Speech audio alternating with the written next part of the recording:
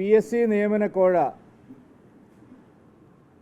ഗൗരവമേറിയ പല ചോദ്യങ്ങളും ഉയർത്തുന്നുണ്ട്. 50 ലക്ഷവും 25 ലക്ഷവും ഒക്കെ രൂപ കോഴ കൊടുത്ത് PSC മെമ്പർ ആവുന്ന ആളുകൾ അവിടെ ഏത് തരത്തിലുള്ള അഴിമതിയായിരിക്കും നടത്തുക എന്നുള്ളത് വളരെ പ്രധാനപ്പെട്ട ഒരു വസ്തുതയാണ്.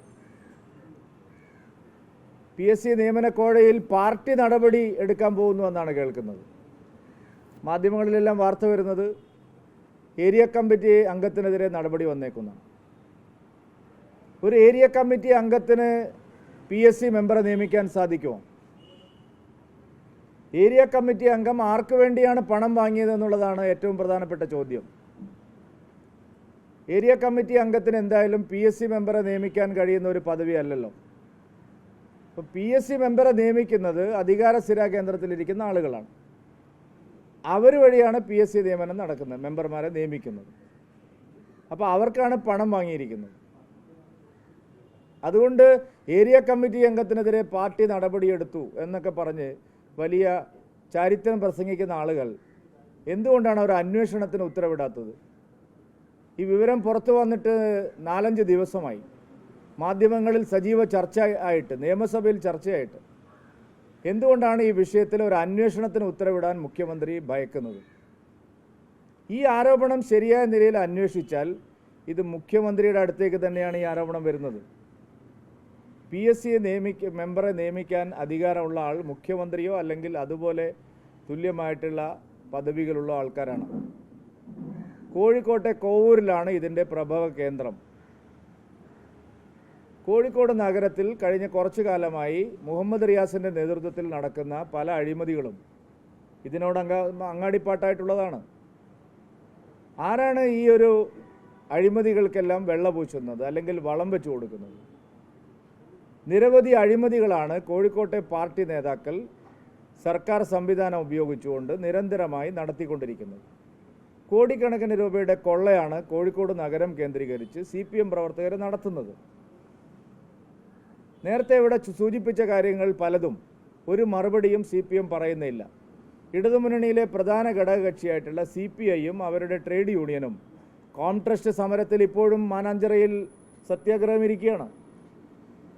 വളരെ പ്രസിദ്ധമായിട്ടുള്ള കോംട്രസ്റ്റിനെ തൊഴിലാളികൾ ആവശ്യപ്പെടുന്നത് സർക്കാർ ഏറ്റെടുക്കണമെന്നുള്ളതാണ്.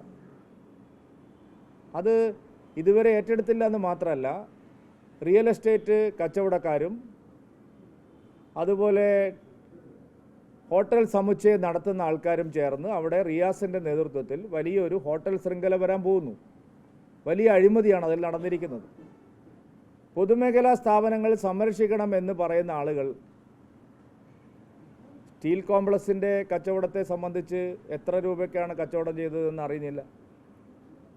200 കോടി രൂപ വില മതിക്കുന്ന പൊതുമേഖലാ സ്ഥാപനങ്ങൾ 25 കോടി രൂപയ്ക്ക് വിൽക്കാനുള്ള നീക്കങ്ങൾ നമ്മുടെ നാട്ടിൽ നടക്കുന്നു. വളരെ പ്രധാനപ്പെട്ട ആരോപണങ്ങളാണ് കോഴിക്കോട് നിന്ന് ഉയരുന്നത്. കോംട്രസ്റ്റിലെ അഴിമതി, ബീച്ചിലെ സ്ഥലം കൈമാറിയതിലെ അഴിമതി, ഇതുപോലുള്ള നിരവധി സംഭവങ്ങളാണ് കഴിഞ്ഞ കുറച്ചു കാലമായിട്ട് അവിടെ നടന്നുകൊണ്ടിരിക്കുന്നത്. CPMലെ ഒരു മാഫിയ സംഘമാണ് ഈ അഴിമതികളെല്ലാം നേതൃത്വം നൽകുന്നത്. അതുകൊണ്ട് PSC അഴിമതി ഒരു സാധാരണ അഴിമതിയല്ല. കാരണം PSCക്കകത്ത് തട്ടിപ്പ് നടത്താൻ വേണ്ടിയിട്ടാണ് ഇത്തരം ആളുകളെ വെക്കുന്നത്. നിയമന തട്ടിപ്പിലൂടെ അല്ലാതെ എങ്ങനെയാണ് PSC മെമ്പർ പണം ഉണ്ടാക്കുന്നത്? 50 ലക്ഷം രൂപ കൈക്കൂലി കൊടുത്തിട്ട് ഒരാൾ PSC മെമ്പർ ആയാൽ അയാൾ എങ്ങനെയാണ് അത് മുതലും ലാഭവും അടക്കം അയാൾ തിരിച്ചു പിടിക്കുന്നത്? നമ്മുടെ സംസ്ഥാനത്തെ പബ്ലിക് സർവീസ് കമ്മീഷൻ്റെ പരീക്ഷകളിൽ കൃത്രിമം നടത്തിയിട്ടാണ്, അഴിമതി നടത്തിയിട്ടാണ്. ഓരോ പരീക്ഷയിലും ഒരു നിശ്ചിത ശതമാനം ആളുകളെ പണം വാങ്ങിയിട്ടാണ് നിയമിക്കുന്നത്. ഇത് പരസ്യമായ രഹസ്യമാണ് പാർട്ടിക്കകത്ത്. അപ്പോൾ അത് അങ്ങനെയുള്ള ആളുകളെയാണ് PSC മെമ്പർമാരായിട്ട് നിയമിക്കുന്നത്. PSC മെമ്പർമാരെ നിയമിക്കുമ്പോൾ തന്നെ വലിയ തോതിൽ തുക വാങ്ങുകയാണ്. ഇവിടുത്തെ ഈർക്കിൽ പാർട്ടികൾ പോലും വാങ്ങുകയാണ്. എല്ലാ പാർട്ടിക്കും വിളമ്പി കൊടുക്കുകയാണ്. NCPയുടെ പേര് ഇന്നലെ ആരോ പറയുന്നു, അവരും വാങ്ങിക്കുകയാണ്. PSC മെമ്പറെ പൈസ കൊടുത്തിട്ട് അവരും നിയമിക്കാൻ ശ്രമിക്കുകയാണ്. ഗൗരവമേറിയ വിഷയമാണിത്. ഒരു സാധാരണ തട്ടിപ്പല്ല. ലക്ഷക്കണക്കിന് വരുന്ന ഉദ്യോഗാർത്ഥികളെ, ചെറുപ്പക്കാരെ ബാധിക്കുന്ന ഒരു വിഷയമാണിത്.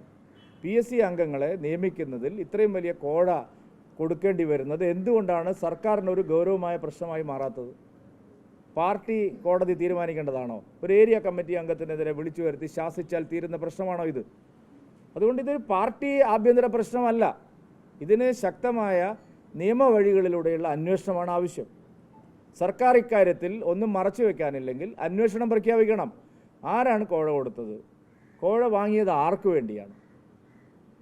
കോഴ വാങ്ങിയത് ഏരിയ കമ്മിറ്റി അംഗമാണെന്ന് അവർ തന്നെ സമ്മതിക്കുന്നു. അങ്ങനെയാണെങ്കിൽ ഈ കോഴ ഏരിയ കമ്മിറ്റി അംഗത്തിന് എങ്ങനെ ഇത് സാധിപ്പിച്ചു കൊടുക്കാൻ സാധിക്കും? അതുകൊണ്ട് സമഗ്രമായ അന്വേഷണം ഇക്കാര്യത്തിൽ ആവശ്യമുണ്ട്. BJP ഇക്കാര്യത്തിൽ വലിയ സമരങ്ങൾ ആസൂത്രണം ചെയ്യാൻ പോവുകയാണ്. കേരളത്തിൽ വിശ്വാസ്യത തകർന്നിരിക്കുകയാണ് പബ്ലിക് സർവീസ് കമ്മീഷൻ.